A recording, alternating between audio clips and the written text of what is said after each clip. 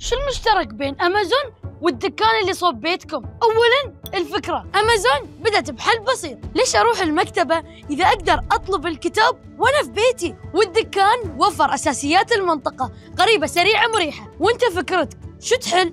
ثانياً التخطيط، أمازون خططت كيف تدير المخزون، التوصيل والربح من كل طلب. الدكان يعرف متى يطلب البضائع، كيف يرتب الرفوف ويحسب أرباحه نهاية الشهر. كلهم حاطين خطة واضحة، لأن بدون الخطة المشروع بيضيع. ثالثاً أمازون برمجت، وظفت وفتحت مستودعات. الدكان جهز الرفوف، طلب البضائع وفتح الدكان. الفكرة الحلوة ما تكفي، لازم تبدأ تنفيذ. رابعاً المتابعة، أمازون تراجع كل خطوة حتى التقييمات السلبية، والدكان يومياً يشوف شو اللي يخلص وشو اللي يفسد. وكل هذا تعلمناه في كتاب التكنولوجيا للصف الثامن في المنهج الإماراتي. والحين شارك الفيديو لربيعك اللي عنده فكرة مشروع بس لين الحين ما استخدم دورة حياة المشروع.